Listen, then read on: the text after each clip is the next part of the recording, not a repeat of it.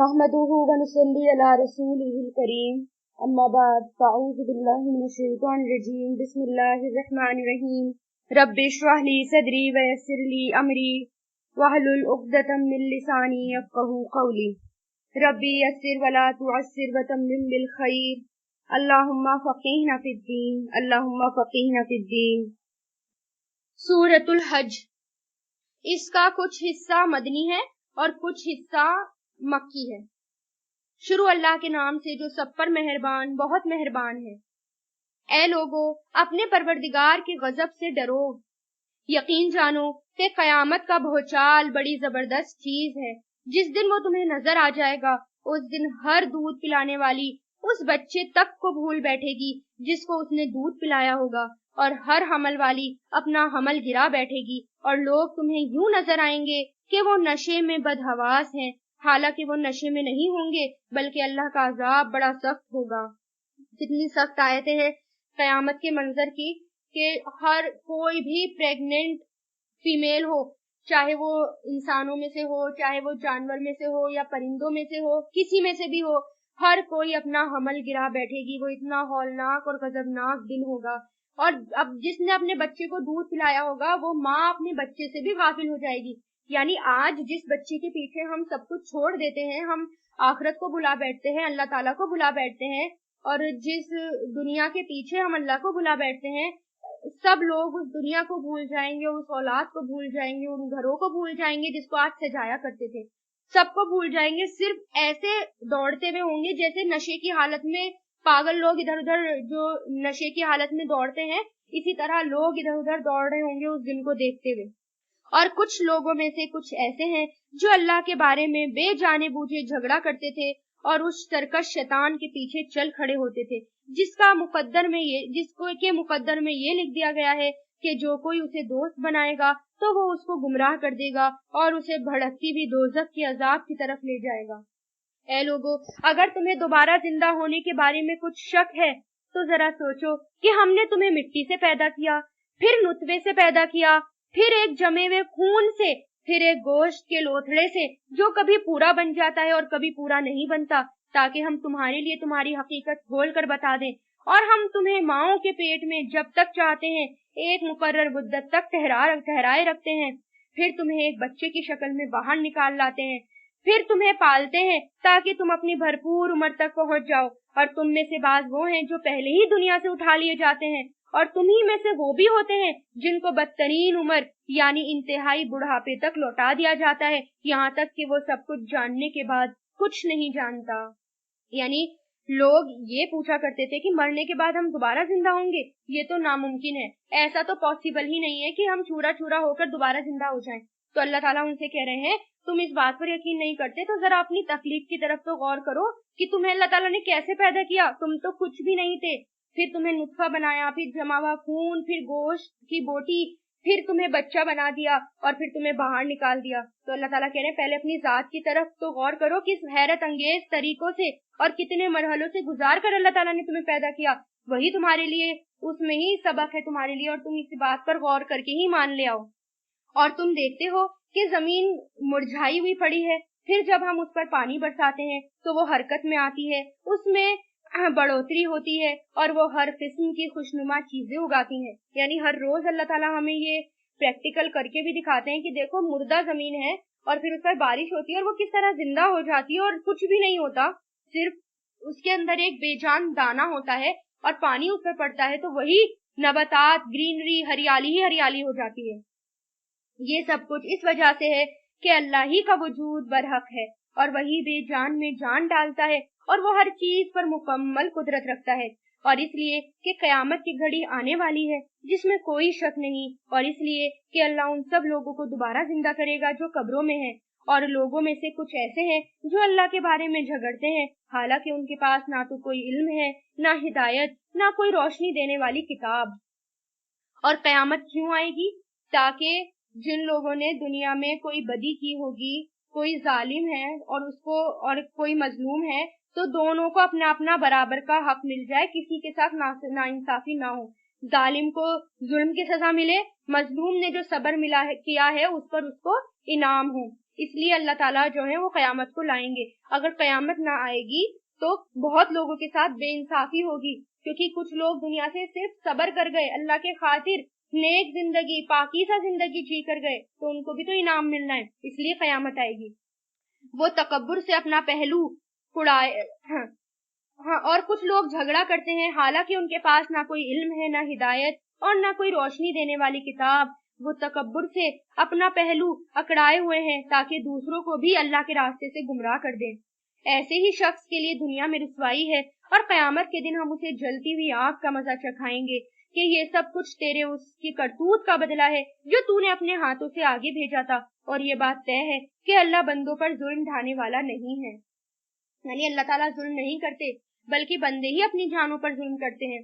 اور لوگوں میں سے وہ شخص بھی ہے جو ایک کنارے پر رہ کر اللہ کی عبادت کرتا ہے، چنانچہ اگر اسے دنیا میں کوئی فائدہ پہنچ گیا تو وہ اس سے مطمئن ہو جاتا ہے، اور اگر کوئی اسے آزمائش پیش آ گئی تو وہ منہ موڑ کر پھر کفر کی طرف چل دیتا ہے.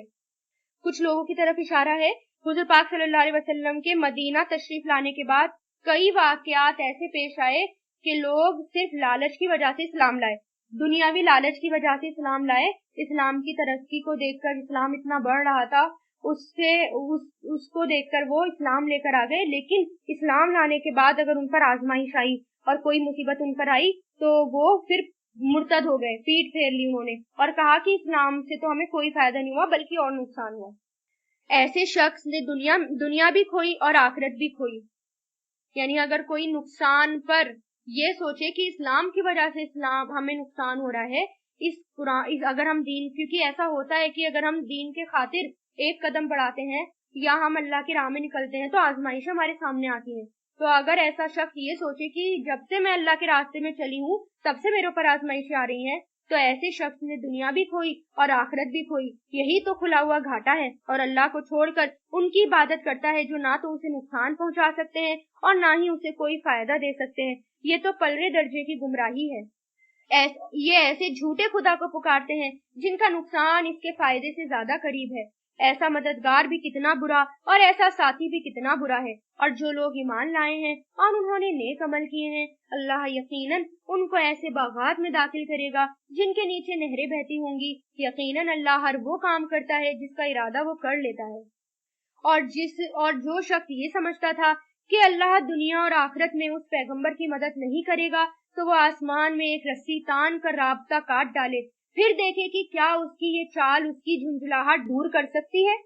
یعنی آپ صلی اللہ علیہ وسلم کو ترقی ہو رہی تھی، اسلام کو ترقی ہو رہی تھی، اسلام پھیلتا ہی جا رہا تھا اور اس سے کافی لوگ چڑھ رہے تھے، ان کو ایک طرح سے جھنجھلاہٹ ہو رہی تھی. تو اللہ تعالیٰ کہہ رہے ہیں کہ اگر ان کو یہ لگتا ہے کہ اللہ تعالیٰ پیغمبر کی مدد نہیں کر پائے گا یا وہ اتنا جھنجھلا رہا ہے تو ٹھیک ہے، آسمان کی طرف چڑھے اور جو آپ صلی اللہ علیہ وسلم کا جو رابطہ ہے یعنی وحی کا سلسلہ ہے یا فرشتے جو بھی آتے ہیں وہ رابطہ کاٹ ڈالے، پھر دیکھے کیا وہ ایسا کر سکتا ہے. اور ہم نے اس قرآن کو کھلی کھلی نشانیوں کی صورت میں اسی طرح اتارا ہے، اور اللہ جس کو چاہتا ہے ہدایت دیتا ہے. بلا شبہ مومن ہو یا یہودی ہو، صابی ہو یا عیسائی ہو یا مجوسی ہو یا وہ جنہوں نے شرک اختیار کیا ہے، اللہ قیامت کے دن ان سب کے درمیان فیصلہ کرے گا. یقیناً اللہ ہر چیز کا گواہ ہے. کیا تم نے نہیں دیکھا کہ اللہ کے آگے وہ سب سجدہ کرتے ہیں جو آسمان میں ہیں اور وہ سب جو زمین میں ہیں، نیز سورج اور چاند اور ستارے اور پہاڑ اور درخت اور جانور، وہ اور بہت سے انسان بھی اور بہت سے ایسے بھی ہیں جن پر عذاب طے ہو چکا ہے. اور جسے اللہ ذلیل کر دے کوئی نہیں ہے اسے عزت دے. یقیناً اللہ وہی کرتا ہے جو چاہتا ہے. یعنی ہر یہاں پر سجدہ ہو گیا، یعنی ہر کوئی اللہ کے آگے سجدہ کرتا ہے، لیکن ایک انسان ہے کہ اللہ کے آگے سجدہ کرنے میں سستی دکھاتا ہے، آلس دکھاتا ہے کہ بس کبھی کبھی جب موقع ہوتا ہے بس یا تو رمضانوں میں یا پھر جمعے میں بس وہ اللہ تعالیٰ کے آگے جھکتا ہے اور نمازیں پڑھتا ہے، باقی وہ عام دنوں میں اللہ کو بھول جاتا ہے. جبکہ ہر کوئی اللہ کے آگے سجدہ ریز ہے. اور یہ مومن اور یہ کافر دو فریق ہیں جنہوں نے اپنے پروردگار کے بارے میں ایک دوسرے سے جھگڑا کیا ہے. اب اس کا فیصلہ اس طرح ہوگا کہ جن لوگوں نے کفر اپنایا ہے ان کے لیے آگ کے کپڑے تراشے جائیں گے، استغفر اللہ، اور ان کے سروں کے اوپر سے کھولتا ہوا پانی چھوڑا جائے گا جن سے ان کے پیٹ کے اندر کی چیزیں اور کھالیں گل جائیں گی، اور ان کے لیے لوہے کے اور ان کے لیے لوہے کے ہتھوڑے ہوں گے. جب کبھی تکلیف سے تنگ آ کر وہ اس سے نکلنا چاہیں گے تو انہیں پھر اسی میں لوٹا دیا جائے گا کہ چکھو جلتی ہوئی آنکھ کا مزہ. استغفر اللہ. دوسری طرف جو لوگ ایمان لائے ہیں اور جنہوں نے نیک کام کیے ہیں، اللہ ان کو ایسی جنتوں میں داخل کرے گا جس کے نیچے سے نہریں بہتی ہوں گی، جہاں انہیں سونے کے کنگن اور موتیوں سے سجایا جائے گا، جہاں ان کا لباس ریشم ہوگا. سبحان اللہ. اور وجہ یہ ہے کہ ان لوگوں کی رسائی پاکیزہ بات یعنی کلمہ توحید تک ہو گئی تھی، اور وہ اس خدا کے راستے تک پہنچ گئے تھے جو ہر تعریف کے لائق ہے. بے شک وہ لوگ سزا کے لائق ہیں جنہوں نے کفر اپنا لیا ہے اور جو دوسروں کو اللہ کے راستے سے اور اس مسجد حرام سے روکتے ہیں جسے ہم نے لوگوں کے لیے ایسا بنایا کہ اس میں وہاں کے باشندے اور باہر سے آنے والے سب برابر ہیں. اور جو کوئی شخص اس میں ظلم کر کے ٹیڑھی راہ نکالے گا ہم اسے دردناک عذاب کا مزہ چکھائیں گے. یعنی جو وہاں پر مکہ یا مدینہ کی طرف جاتے ہوئے یا مکہ پہنچنے کے بعد اگر کوئی ظلم کرے گا، ٹیڑھا راستہ نکالے گا، یا وہاں کی کچھ حرمتیں ہیں، وہاں پر پیڑ پودے توڑنا منع ہے، جانوروں کو مارنا یا کسی بھی بنا وجہ سے ان کو مارنا یا کسی کو تکلیف پہنچانا ویسے تو ہر جگہ منع ہے، لیکن وہاں پر خاص طور سے منع ہے. اگر کوئی بھی ٹیڑھی راہ نکالے گا، وہاں جا کر ظلم کرے گا تو اللہ تعالیٰ اسے دردناک عذاب دیں گے. ہم اسے دردناک عذاب کا مزہ چکھائیں گے. اور یاد کرو وہ وقت جب ہم نے ابراہیم علیہ السلام کو اس گھر یعنی خانہ کعبے کی جگہ بتا دی تھی اور یہ ہدایت دی تھی کہ میرے ساتھ کسی کو شریک نہ ٹھہرانا اور میرے گھر کو ان لوگوں کے لیے پاک رکھنا جو یہاں طواف کریں گے اور عبادت کے لیے کھڑے ہوں اور رکوع سجدہ بجا لائیں. اور لوگوں میں سے حج کا اعلان کر دو کہ وہ تمہارے پاس پیدل آئیں اور دور دراز کے راستوں سے سفر کرنے والی ان اونٹنیوں پر سوار ہو کر آئیں جو لمبے سفر سے دبلی ہو گئی ہوں. یعنی جب ابراہیم علیہ السلام نے اور اسماعیل علیہ السلام نے خانہ کعبے کی تعمیر کر دی تو اس کے بعد اللہ تعالیٰ نے حکم دیا ابراہیم علیہ السلام کو کہ حج کا اعلان کر دیں. تو ابراہیم علیہ السلام نے کھڑے ہو کر ایک اونچی جگہ پر کھڑے ہو کر پہاڑ پر اعلان کرا، سب طرف سے چاروں ڈائریکشن میں اعلان کیا، لوگوں کو حج کے لیے بلایا. اور پھر اس کے بعد سے آج تک لوگ ان کی پکار پر چلے آ رہے ہیں. تو یہ اللہ تعالیٰ کی طرف سے ہے. قیامت تک کے لوگ روایتوں میں آتا ہے کہ اس پکار پر جس نے لبیک کہا وہ حج تک پہنچ ہی جاتا ہے، تاکہ وہ ان کے فائدوں کو آنکھوں سے دیکھیں جو ان کے لیے رکھے گئے ہیں اور متعین دنوں میں یعنی مقرر دنوں میں ان چوپایوں پر اللہ کا نام لیں جو اللہ نے انہیں عطا کیے ہیں. یعنی حج کے جو جانور حج کے لیے لے جائے جاتے ہیں یا قربانی کی جاتی ہے ان کا یہاں ذکر ہے. چنانچہ مسلمانوں ان جانوروں میں سے خود بھی کھاؤ اور تنگ دست محتاجوں کو بھی کھلاؤ. پھر حج کرنے والے لوگوں کو چاہیے کہ وہ اپنا میل کچیل دور کریں اور اپنی منتیں پوری کریں اور اس بیت عتیق کا طواف کریں. یعنی احرام کھولنے کے بعد، کیونکہ احرام کی حالت میں اچھے سے نہا بھی نہیں سکتے، صابن نہیں لگا سکتے خوشبو والا، بس ایسے ہی سرسری طور پر اپنی گندگی دور کرتے ہیں. پھر جب احرام کھول دیں تو اچھے سے نہائیں، اچھے سے اپنا میل کچیل دور کریں اور پھر طواف کریں. یہ ساری باتیں یاد رکھو. جو شخص ان چیزوں کی تعظیم یعنی عزت کرے گا جن کو اللہ نے حرمت دی ہے تو اس کے حق میں یہ عمل اس کے پروردگار کے نزدیک بہت بہتر ہے. سارے مویشی تمہارے لیے حلال کر دیے گئے ہیں سوائے ان جانوروں کے جن کی تفصیل تم کو پڑھ کر سنا دی گئی ہے.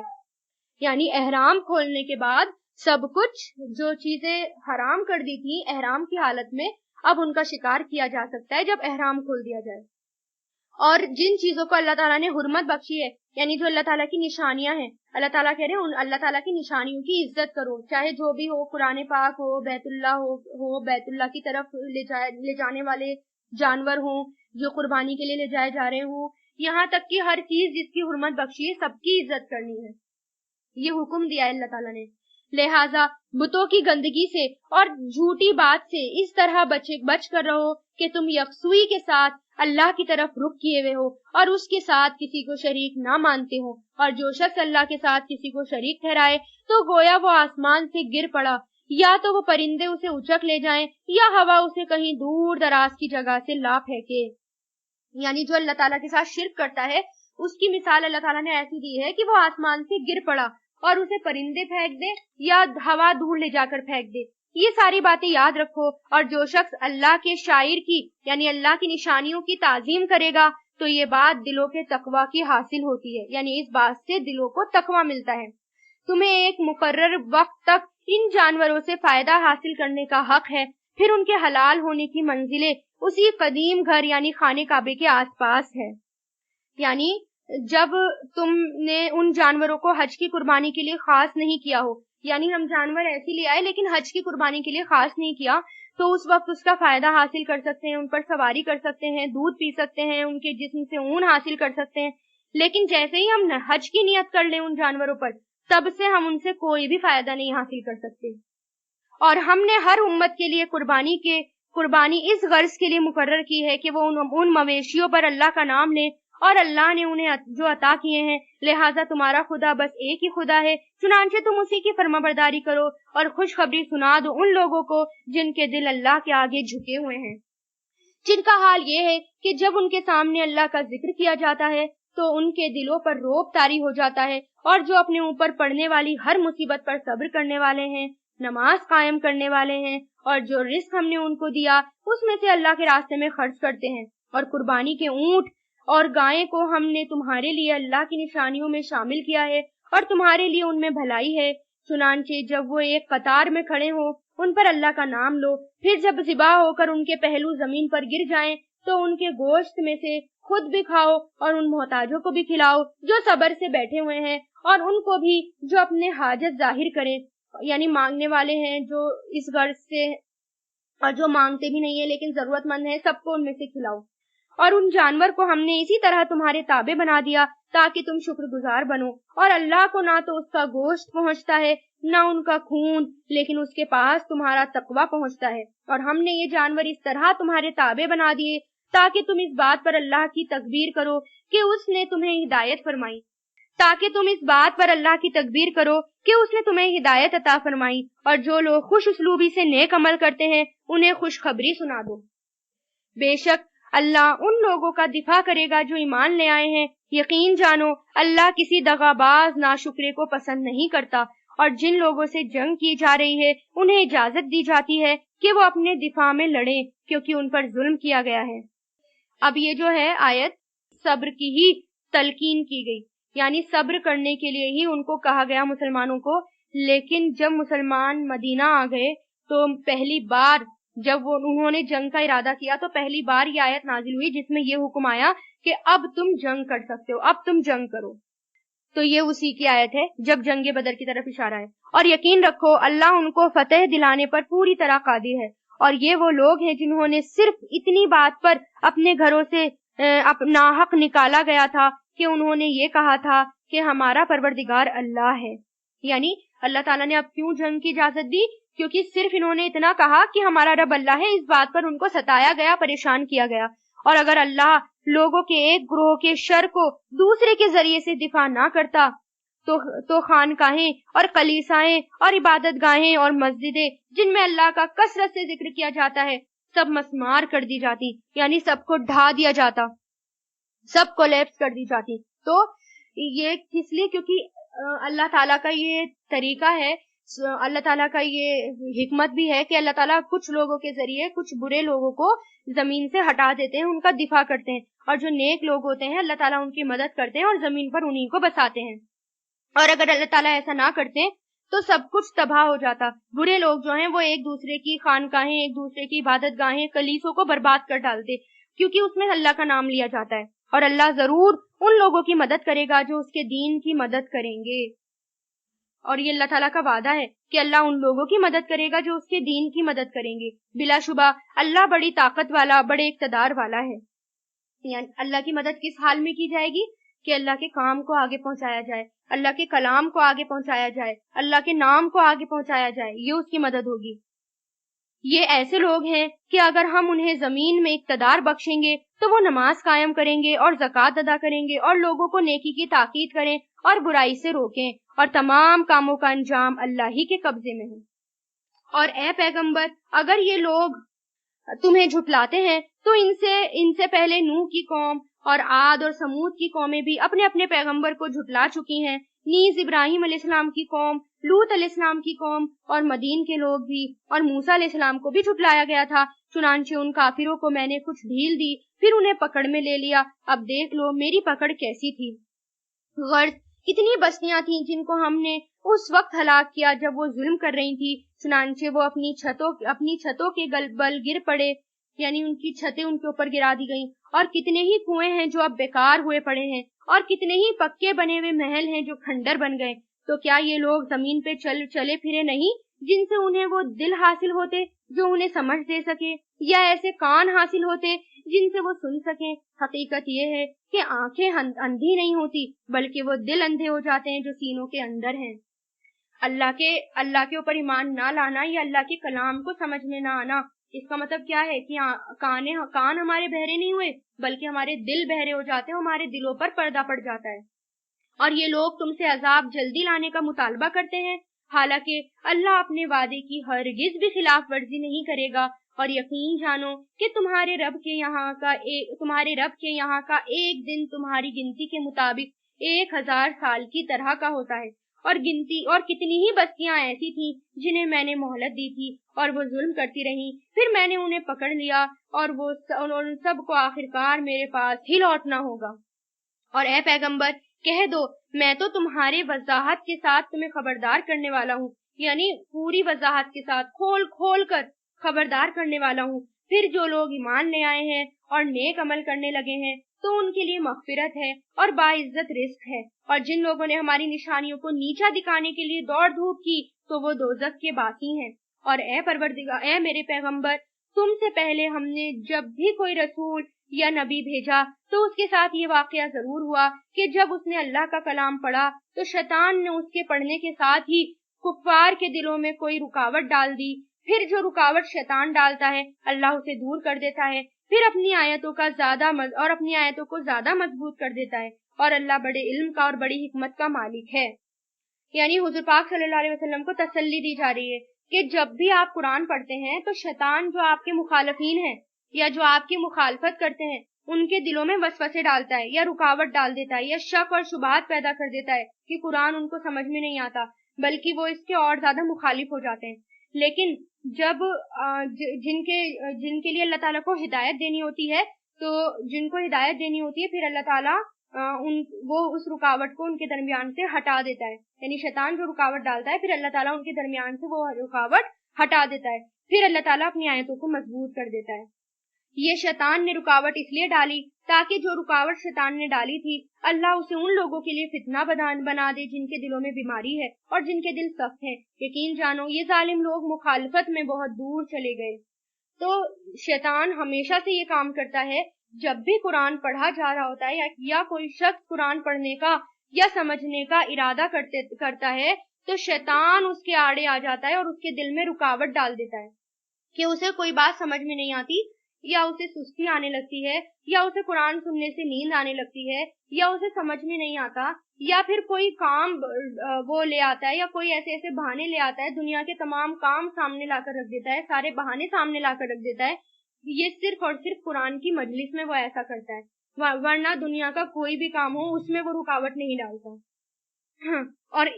اور اس رکاوٹ کو اللہ تعالیٰ نے اس لیے دور کیا تاکہ جن لوگوں کو علم عطا ہوا ہے وہ جان لیں کہ یہی کلام سچا ہے اور جو پروردگار کی طرف سے آیا ہے، پھر وہ اس پر ایمان لے کر آئیں اور ان کے دل اس کے آگے جھک جائیں۔ اور یقین رکھو کہ اللہ ایمان والوں کو سیدھے سیدھے راستے کی ہدایت دینے والا ہے۔ تو قرآن پڑھنے سے یا قرآن کو سننے سے ایمان والوں کے دل جھک جاتے ہیں، اور جن لوگوں نے کفر اپنا لیا ہے وہ اس کلام کی طرف سے برابر شک میں پڑے رہیں گے یہاں تک کہ ان پر اچانک قیامت آ جائے یا ایسے دن کا عذاب ان تک آ پہنچے جو ان کے لیے کسی بھلائی کو جنم دینے کی صلاحیت سے خالی ہو۔ بادشاہی اس دن اللہ کی ہوگی، وہ ان کے درمیان فیصلہ کرے گا۔ چنانچہ جو لوگ ایمان لے آئے ہیں اور انہوں نے نیک عمل کیے ہیں وہ نعمتوں کے باغات میں ہوں گے، اور جن لوگوں نے کفر اپنا لیا ہے وہ ہماری آیتوں کو جھٹلایا کرتے ہیں تو ایسے لوگوں کے لیے ذلت والا عذاب ہوگا۔ اور جن لوگوں نے اللہ کے راستے میں ہجرت کی फिर कत्ल कर दिए गए या उनका इंतकाल हो गया, तो अल्लाह उन्हें जरूर अच्छा रिस्क देगा। और यकीन रखो अल्लाह ही बेहतरीन रिस्क देने वाला है। वो उन्हें जरूर ऐसी जगह पहुंचाएगा जिससे वो खुश हो जाएंगे। और अल्लाह यकीनन हर बात जानने वाला बड़ा बुर्दबार है। और ये बात तय है कि और अल्लाह ये भी सुन लो कि जिस शख्स ने किसी को बदले में इतनी ही तकलीफ पहुंचाई जितनी उसको पहुंचाई गई थी, तो उसके बाद फिर उससे ज्यादती की गई, तो अल्लाह उसकी जरूर मदद करेगा। यानी अगर जिस पर जुल्म हुआ हो और उसने सिर्फ इतना ही बदला लिया जितनी उस पर ज्यादती की हो, तो अल्लाह ताला मदद करने वाले हैं। यकीन रखो कि अल्लाह बहुत माफ करने वाला, बड़ा बख्शने वाला है। ये इसलिए है कि अल्लाह की कुदरत इतनी बड़ी है कि वो रात को दिन में दाखिल कर देता है और दिन को रात में दाखिल कर देता है। और इसलिए कि अल्लाह हर बात को सुनता, हर चीज को देखता है। और ये इसलिए है कि अल्लाह ही हक है और ये लोग उसे छोड़कर जिन चीजों की इबादत करते हैं वो सब तो बातिल है। और अल्लाह ही वो है जिसकी शान बहुत ऊंची है और रुतबा भी बहुत ऊंचा है। क्या हमने नहीं देखा कि अल्लाह ने आसमान से पानी उतारा? क्या तुमने नहीं देखा कि अल्लाह ने आसमान से पानी उतारा जिससे जमीन सरसब्ज हो जाती है? हकीकत यह है कि अल्लाह बड़ा मेहरबान है, हर बात से बाखबर है। जो कुछ आसमानों में है और जो कुछ जमीन में है सब उसी का है। और यकीन रखो अल्लाह ही वो जात है जो सबसे बेनियाज है और बजाते खुद तारीफ के लायक। क्या तुमने उन्हें नहीं देखा कि अल्लाह ने जमीन की सारी चीजें तुम्हारे काम में लगा रखी हैं, और वो कश्तियां भी जो उसके हुक्म से समुद्र में चलती हैं। यानी अल्लाह ताला कह रहे हैं कि क्या तुम इन सब बातों पर गौर नहीं करते? और उसने आसमान को इस तरह थामे रखा है कि वो उसकी इजाजत के बगैर जमीन पर नहीं गिर सकता। हकीकत ये है कि अल्लाह लोगों के साथ शफकत का बर्ताव करने वाला बड़ा मेहरबान है। यानी लोग इत्मीनान से चलते फिरते हैं, बाहर निकलते हैं तो सुकून से निकलते हैं। कभी उनके दिल में ये ख्याल नहीं आता कि आसमान गिर पड़ेगा, लेकिन अल्लाह चाहे तो उस आसमान को भी गिरा दे। लेकिन इन सब में निशानियां हैं। और वो वही है जिसने तुम्हें जिंदगी दी, फिर वो तुम्हें मौत देगा, फिर तुम्हें जिंदा करेगा। वाकई इंसान बड़ा नाशुक्र है। और हमने हर उम्मत के लोगों के लिए इबादत का एक तरीका मुकर्रर किया है जिसके मुताबिक वो इबादत करते हैं। लिहाजा ए पैगंबर, लोगों को तुमसे इस मामले में झगड़ा नहीं करना चाहिए और तुम अपने परवरदिगार की तरफ दावत देते रहो। तुम यकीनन सीधे रास्ते पर हो। कुछ लोग इस बात पर एतराज करते थे कि आप सल्लल्लाहु अलैहि वसल्लम ने को जो अहकाम दिए हैं उनमें कुछ अहकाम पिछले अंबिया से अलग है। यानी पिछले अंबिया को कुछ दिए गए थे, आप सल्लल्लाहु अलैहि वसल्लम को कुछ दिए गए हैं। तो इस बात पर वो एतराज करते थे कि ऐसा क्यों है, आप सल्लल्लाहु अलैहि वसल्लम को भी वही चीजें, वही मौजज़ात, वही अहकाम क्यों नहीं दिए गए जो पहले अंबिया को दिए गए थे। तो अल्लाह ताला कह रहे हैं कि अल्लाह ताला हर दौर में शरीयत और अहकाम जो है वो नाजिल करते हैं और इस बात में झगड़ना नहीं चाहिए। और अगर वो तुमसे झगड़े तो कह दो जो कुछ तुम कर रहे हो अल्लाह उसे खूब जानता है। अल्लाह कयामत के दिन तुम्हारे दरमियान उन बातों का फैसला करेगा जिनमें तुम इख्तलाफ किया करते थे। क्या तुम नहीं जानते कि आसमान और जमीन की तमाम चीजें अल्लाह के इल्म में हैं? ये सब बातें एक किताब में महफूज हैं। बेशक ये सारे काम अल्लाह के लिए बहुत आसान है। और ये लोग अल्लाह को छोड़कर उन चीजों की इबादत करते हैं जिनके माबूद होने की अल्लाह ने कोई दलील नहीं नाजिल की, और खुद उन लोगों को भी इसके बारे में कोई इल्म हासिल नहीं है। और उन जालिमों का आखिरत में कोई मददगार नहीं होगा। और जब इनको हमारी आयतें अपनी पूरी वजाहतों के साथ पढ़कर सुनाई जाती हैं तो तुम उन काफिरों के चेहरे पर नागवारी के असरात साफ पहचान लेते हो। ऐसा लगता है कि वो लोगों पर हमला कर देंगे जो उन्हें हमारी आयतें पढ़कर सुना रहे हैं। कह दो कि लोगों, क्या मैं तुम्हें ऐसी चीज बताऊं जो इससे ज्यादा नागवार है? आग। अल्लाह ने काफिरों से उसका वादा कर रखा है और वो बहुत बुरा ठिकाना है। यानी कुछ लोग जब आपसे कुरान पढ़ते थे कुछ लोगों को बहुत बुरा लगता था, तो अल्लाह ताला कह रहे हैं उनसे कह दो इससे भी ज्यादा बुरी चीज आग है जिस पर वो सब्र नहीं कर पाएंगे।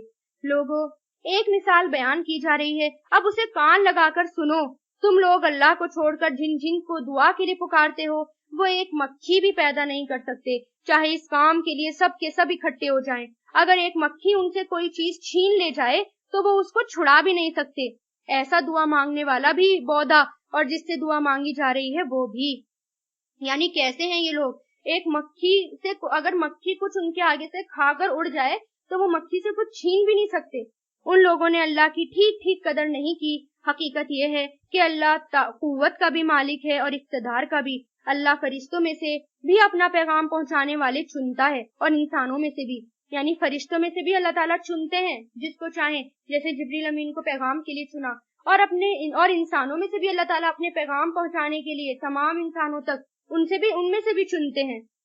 یقیناً اللہ ہر بات اور ہر چیز جانتا ہے، وہ ان کے آگے اور پیچھے کی ساری باتوں کو جانتا ہے، اور اللہ ہی پر تمام معاملات درکار ہیں۔ اے ایمان والو، رکوع کرو، سجدہ کرو، بھلائی کے کام کرو تاکہ تمہیں فلاح حاصل ہو۔ احکام، اور اللہ کے راستے میں جہاد کرو جیسا کہ جہاد کا حق ہے۔ جہاد کا مطلب ہے یہاں پر جد و جہد، اللہ کے راستے میں کوشش کرنا، یہ نہیں کہنا کہ مجھ سے نہیں ہو رہا یا سستی دکھا کر گھر میں بیٹھ نہیں جانا، بلکہ اللہ کے راستے میں جد و جہد کرنا۔ اگر آپ ایک فجر کی نماز کی بھی پابندی کر لیتے ہیں، اس کے لیے بھی اٹھتے ہیں اپنی نفس کو مار کر، تو وہ بھی جہاد ہے۔ یا اگر آپ دین کے خاطر دین سیکھنے کے لیے آتے ہیں، اب گرمی میں آ رہے ہیں، برسات میں آ رہے ہیں، ہر موسم میں ہر پریشانی میں آ رہے ہیں، تو وہ بھی جہاد ہے اللہ کے راستے میں۔ اور اس نے تمہیں اپنے دین کے لیے چن لیا ہے اور تم پر دین کے معاملے میں کوئی تنگی نہیں کی۔ اپنے باپ ابراہیم کے دین کو مضبوطی سے تھام لو، اس نے پہلے بھی تمہارا نام مسلم رکھا تھا اور اس قرآن میں بھی، تاکہ یہ رسول تمہارے لیے گواہ بنے اور تم دوسرے لوگوں کے لیے گواہ بنو۔ تو ہمیں یہ نہیں کہنا کہ ہم کوئی اور ہیں یا کوئی بھی ہے، مسلم کے آگے اپنا کوئی اور نام نہیں لگانا، صرف یہ کہنا ہے میں مسلم ہوں یا فرمانبردار ہوں۔ اور اس قرآن میں بھی تاکہ یہ رسول تمہارے لیے گواہ بنے اور تم دوسروں کے لیے گواہ بن جاؤ، لہٰذا تم نماز قائم کرو، زکوٰۃ ادا کرو اور اللہ کو مضبوطی سے تھامے رکھو، وہ تمہارا رکھوالا ہے، دیکھو کتنا اچھا رکھوالا ہے اور کتنا اچھا مددگار ہے۔ الحمدللہ، سورۃ الحج پوری ہوئی۔ وآخر دعوانا ان الحمدللہ رب العالمین، سبحانک اللہم و بحمدک ونشہد ان لا الہ الا انت نستغفرک ونتوب الیک۔